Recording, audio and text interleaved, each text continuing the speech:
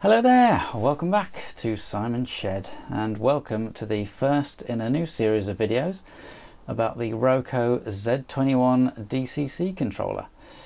So yeah, had quite a few requests for some more videos about the DCC control system I use. Started to look into that and decide what I could put into the video, and quickly realised that there's so much stuff to go through and so much that this system can do, so many aspects to it, that it was probably more than one video. So I decided to start a series and go right back to the beginning and sort of go over the whole thing and sort of split it into different sections on setting it up to control your trains, updating the firmware, programming CV values, and first of all which one to buy, because there are actually quite a few sort of variations on the Z21. So yeah, let's start at the beginning. Now, first thing to say, this is obviously my Z21.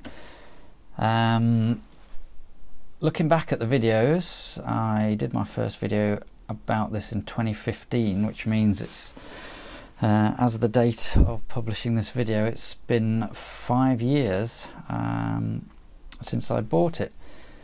It's been faultless, really. It's been really good, and there have been a lot of updates to the app and to the firmware. I'll go through this in later videos. But yeah, just wanted to say it's been really reliable. I've had no problems with it, and I'm really happy with it. So going right back to first principles, I think the first thing to say is, the first question is, what is it? So the Roco Z21 is a DCC control system. So that means it plugs into your track, your model railway track, and then via an app on an iPad or an iPhone or an Android device, or by a wired controller plugged into the Z21, you control the trains and potentially other accessories on your layout. So the Z21 box sits between your railway and the controller and interprets the signals and sends the signals out to the trains to get them to do what you want it to do. So that's what it is. Which one should you choose? Because actually there is more than one Z21. There used to be two. It seems it's kind of grown arms and legs, and there's now a lot more than that. So let's do a bit of a refresher. We'll start with, I was going to say the cheapest, but actually the first two are only available as part of train sets, as part of starter sets. There is the Z21 or Z21 for our US viewers Start, so that's the lowercase z Start. Now that doesn't come with the Wi-Fi hub, so you just get the white Z21 box and you get a controller, a multi-mouse controller to plug in to the, I believe it's the X-Bus port. So you get a wired controller to plug into that box and you control it via that wired controller. It's a very simple way to get started with that. Now for me, the main reason I wanted the Z21 is to use the app to control the trains. The best thing to do if you're looking at a DCC system is to get your hands on them all and try them all out. Now obviously that's quite difficult, it's not always possible, so I'd say the second best thing to do is to get on YouTube and watch as many videos as you can and see them in action, and hopefully you can pick up which of the features of that particular system is right for you, hence me making these videos. So yeah, the Z21 Start doesn't allow you to use the app. You only get the one box that you plug in the wired controller, so for me that would have ruled it out. That limits it quite a lot. but that is a new option since I bought mine. Presumably then you can buy the router and upgrade that later. But the next step up is again the white box lowercase Z21, and this one, the one without start written on the front, basically does come with the Wi-Fi router and gives you all the functionality of the app. You can still obviously plug your wired controller in if you so choose, but you do get the full functionality of the app. Now, as I said, this technically is only sold with train sets with starter packs. However, there is a healthy market on eBay, which is where I got mine from, that will split them from the sets and sell them onto you. I had a quick look, and they're going for about £150 for the white lowercase Z21 at the moment, and that, from memory, is around the same that I paid.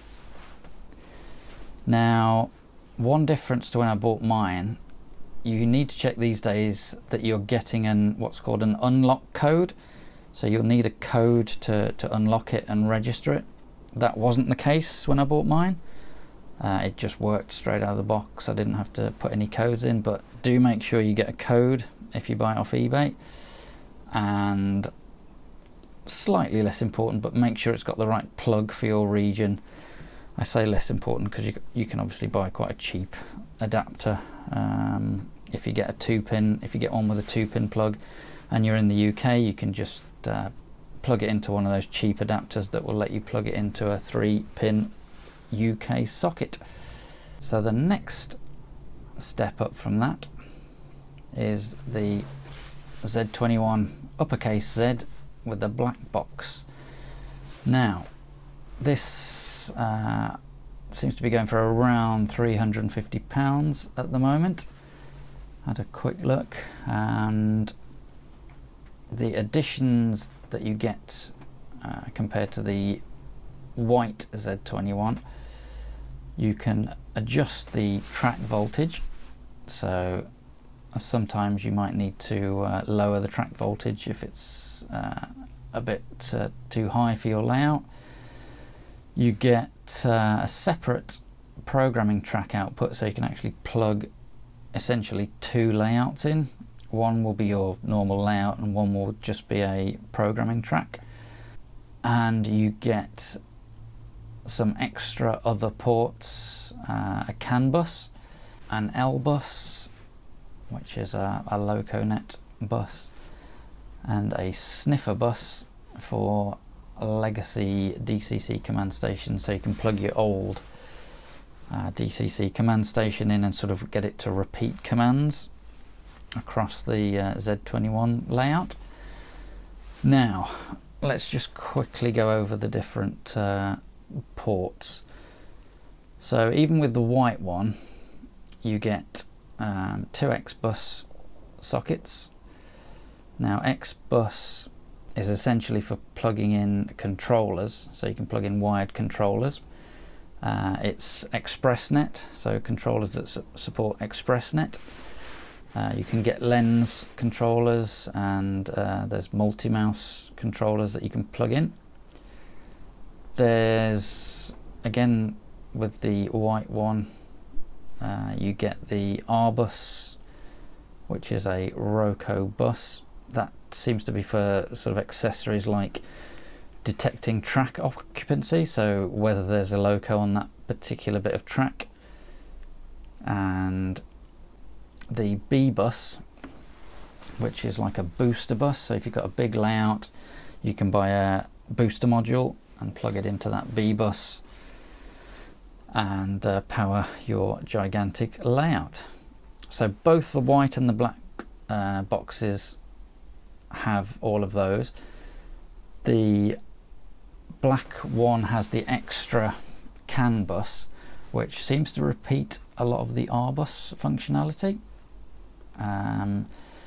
It's very difficult to find the specifics of exactly what you do with that. But you do also get the L bus, which is LocoNet bus, so you can plug in LocoNet controllers for that. And as I say, the sniffer bus, which is basically for plugging in your old DCC command station if you would want to keep that running, but sort of repeat the commands from that across your network, that your layout that's plugged into the Z21. And finally, just to round things out, there's actually another Z21, the XL. Now the XL is specifically made for larger scales where you need a lot more power to the track. So if you're doing a G scale, a garden scale railway, then you need the Z21 XL. So that leads me on to which one should you choose? The short answer, I would go for the Z21 White, so the lowercase Z21 in white, but not the starter one, not the start one. I'd forget about that, because to me it seems a bit pointless without the Wi-Fi router to use the app. The longer answer is, are you doing the larger scales? Is your layout one of the larger scales like O or a garden scale? In that case, you're probably going to need the XL. If you've got no concerns over budget, or you need the extra ports, then it's going to be the black capital Z21. I would say if you don't understand what the CAN bus is and what LocoNet bus is, then it's very unlikely you're going to need those, because you can do a lot with the white one. So I'd say if none of that's ringing any bells, then, and you want to save a bit of money, then you'll be more than happy with the white one. So yeah, for me, £150, the white Z21 with the Wi-Fi router, that's about the sweet spot for me. It's done everything I've needed it to, and yeah, it's never let me down. So there we are. Hope you enjoyed that. Just a basic introduction on which one you should choose. Now, next, a lot of potential subjects to cover. We've got setting up the app using accessories with the Z21, such as point motors, updating the firmware. We've got using handheld controllers, using PC programs with the Z21. Loads of potential subjects, programming, CV values, things like that.